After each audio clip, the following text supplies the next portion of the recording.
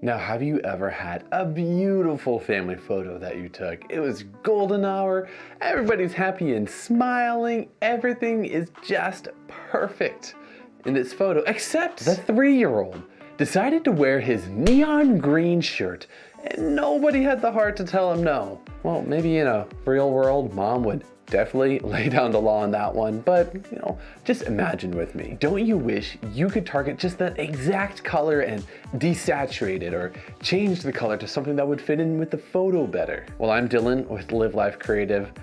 I'm here to tell you how in Darktable. Darktable is a free photo editor, kind of like Lightroom. Within that, you could use the Color Zones editing module. It's kind of like the HSL section in Adobe Lightroom. And with it, you could target that color, but there's still a really good chance that it's not going to get the exact color that you want and end up affecting other colors that you don't want to touch at all. But Darktable has a secret superpower that you can use to get 10 times the control over editing in your photo, if you only learn to harness it. I'm talking about Parametric Mask, a very nerdy term for a tool that is incredibly powerful. With this tool, you'll be able to concentrate your edits on the most troubling of neon green colors, or perfect your skin tones like Da Vinci, or balance your contrast with the deftness of Ansel Adams. So what's the tech speak on how this works? Well, Parametric Mask put a mask over the image, and whatever that mask touches, that's the only areas that your edits are going to adjust in that particular editing module that you're using. You can change what the mask touches based on parameters. So that's where the Parametric Mask name comes from. Parameters like brightness, what parts of the image fit within a certain brightness range that you control, or according to what color something is, and you get to pick the exact range of colors or just color that you want to change. You can make changes based on the red, blue, or green channels. You can make changes based on the chromaticity of different parts of the image. I don't know what chromaticity is.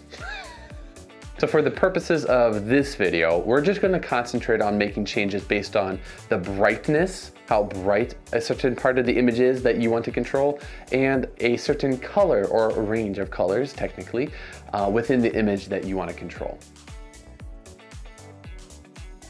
You can add a parametric mask to almost any Darktable editing module by opening a photo in the Darkroom tab, opening the module that you want to use, then clicking on the gray circle with the 2 little dots along the side at the bottom of the module.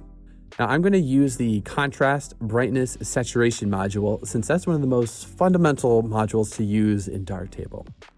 Now each of the icons in that bottom row represents a different kind of mask you can use the module with. From left to right, the X is no mask at all. The circle is a uniform mask, aka just over the entire thing. The pencil is a drawn mask. The circle with the 2 little dots, that's our friend the parametric mask. And the pencil over top the circle, that's a parametric mask plus a drawn mask, which is really cool to use together. The last one, the raster mask, and then blending options at the end. Now, explaining the other masks outside the scope of this video, but they are pretty cool too. Once you click the circle with the 2 dots, the parametric mask options open up, and there are a ton of them, most of which I ignore. Skip down to just under where it says parametric mask, and you'll see a row of letters that say LABCH, or they might say G, RGB, HSL, or the third option is G, RGB, JZ, CZ, HZ. Now, different modules have different letters here for very good and very scientific reasons, but again, that's outside the scope of this video. Plus, I've tried and failed to fully grasp those reasons. I'm a technical guy, not quite that technical though. Now, moving below that row of letters, there's an output slider with some triangles pointed at it. We're gonna ignore that one today. And then an input slider with triangles pointed at it. We will be using that. Boost factor, ignore. Combine masks, ignore. And then under mask refinement, we'll be using only the feathering radius and the blurring radius sliders. Now, If you want to change everything in a photo within a certain range of brightness, then you would click on the letter L or lowercase g in that row of letters that we talked about a minute ago. Whichever one is shown based on those very good and sciencey reasons. Either way, it's the letter to the far left, and that should be active already anyway. We'll start making changes based on brightness with that. Now, first of all, we need to be able to see our mask. Currently, it is invisible to the naked eye, just like Harry Potter in the restricted section. To reveal the mask, look down to Mask Refinement again. To the far right of it, you'll see the eyeball icon and a square with a circle icon. Click the square and instantly your photo will turn more yellow than a 2-year-old with a highlighter. Any part of your image that's covered in yellow is covered by the mask, which right now is all of it. That's the mask preview. So to change that, we'll hike back up to the input slider where there's 2 solid triangles pointed down at it and 2 hollow triangles pointing up at it. So the area between the solid triangles is the range of brightness in the image where the mask is for sure touching 100% and the editing module is for sure 100% making changes. Each hollow triangle is paired with the solid triangle above it, and the space between the solid and the hollow triangles that are paired together is the range of brightness in the image, where the mask touches gradually less and less from 100% down to 0%, and the module is making changes gradually less and less as well. So anything to the left of the left hollow triangle and anything to the right of the right hollow triangle are the levels of brightness that are not covered by the mask, and the editing module is not affecting the image at all. When you have the yellow mask preview visible, any area that doesn't have yellow on it is not being affected by the mask or the edits in the editing module. So flip the mask preview on and off as you adjust the triangles so you can be sure you're covering the areas that you want to change. Once you're fairly satisfied with that, let's fine-tune the mask so it'll give a more natural result blending with the image. So now we're going to go down a little bit, look at mask refinement, then 2 sliders down are feathering radius, and below that, blurring radius. So make sure the mask preview is on and bump those up to between 1 and maybe 60 pixels and see how it changes the edges of the mask to blend in better. Making just those little changes will hugely improve the result in your edit. So that seems like a lot, right? And we haven't even made any changes to the image yet. But here's where we do that. Let's say that we want to add more contrast to our image, but we only want to do that by bringing the darker areas of the image down in brightness. So first, turn the mask preview on and look at the input slider again. We'll leave the left hollow triangle where it is, bring the left solid triangle up just a bit, drag the right solid triangle to down below the halfway mark a bit, and pull the right hollow triangle to just a ways above the right solid triangle. That's a lot of triangles. Then jump down to feathering and blurring radius and bump them up to give the mask a nice gradual finish around the edges. That should give us a pretty good starting point to work from. Turn the mask preview off and scroll up to the brightness slider in the actual main area of the editing module itself and drag that down just slowly so you can see how the mask is making changes within the image. The areas brighter than what we selected with the parametric mask aren't being affected, just the darker portions of the image. What's really cool is that you can see that in the histogram in the top right. As I drag the brightness slider down, you see the darker areas represented in the histogram pulling to the left, while the brighter pixels to the right are staying where they are. So that's how you can choose a particular tonal range or brightness range with a parametric mask. So let's see how to do the same thing, but selecting a particular range of colors instead.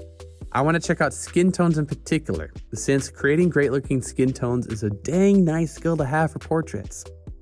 So I'll open up our portrait here, and since I want to manipulate colors, one of my favorite tools for that is the color zone module, since we can affect lightness, saturation, and hue of what color we select. Now, one thing to know, you can already select and edit ranges of colors in the color zones module, given the name of it, but using a parametric mask gives you a much greater degree of control than what the module normally provides. So open up the parametric mask options, and instead of using the L luminosity slider, we'll go all the way to the right for the H hue slider. So turn on the mask preview and start by dragging the right hollow triangle to the left. And you'll see it'll take the right solid triangle with it. Keep going until you lose just a bit of the mask on the face or other part of the skin, and then drag the right hollow triangle back to the right until those areas fill back in again. Now you'll see the right solid triangle stays in place. Grab the left hollow triangle and start dragging to the right slowly, and the left solid triangle will come with. You won't go far until you start to lose some mask over the skin. Once you reach that point, drag the left hollow triangle to the left again until those areas are masked again, and the left solid triangle will stay where it was. Now, we should have pretty good coverage of the mask over the skin areas in our image, but we should still use blur and feathering to make it blend in just a bit better. So scroll down to the feathering radius and blurring radius sliders to adjust them to what looks good to you. You may have other areas of the image that are masked. That's because those areas have similar colors to the area we targeted with the hue slider. You can combine a parametric mask with a drawn mask, but that's a whole other topic and more than what I want to cover in this video. Now, we've got our mask selected and refined. Let's turn the mask preview off and see what kind of damage we can do with this.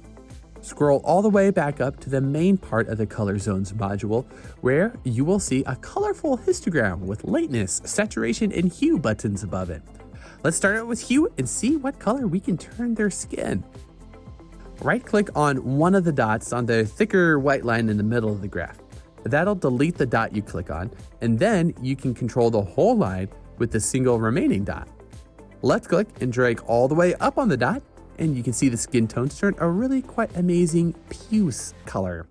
Left-click and drag the dot all the way down, and the skin goes to a pink, to a magenta, to an attractive bluish purple. Very nice.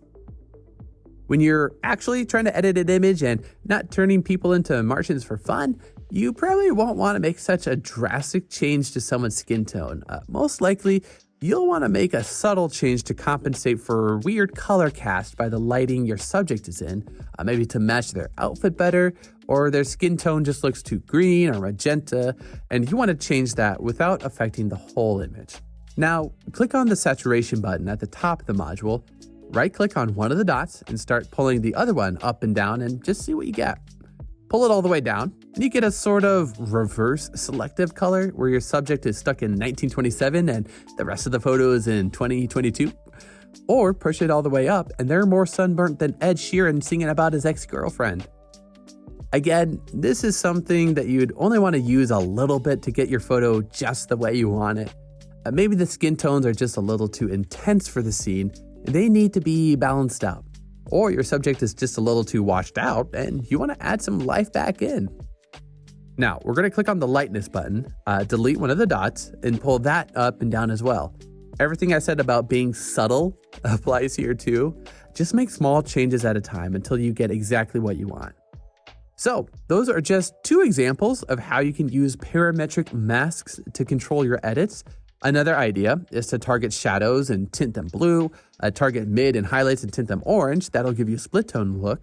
Using the parametric mask instead of the split tone module is more precise and more effective in my opinion. Or you could create your own highlights and shadow sliders with multiple instances of the exposure module and then really take control of your tonal range. So using this kind of mask is really the secret superpower of Darktable. I don't use it all the time, but when I really run into an issue, it has helped me out a ton. So if this video has sparked some ideas in your head on how you can use parametric masks, hit like and subscribe.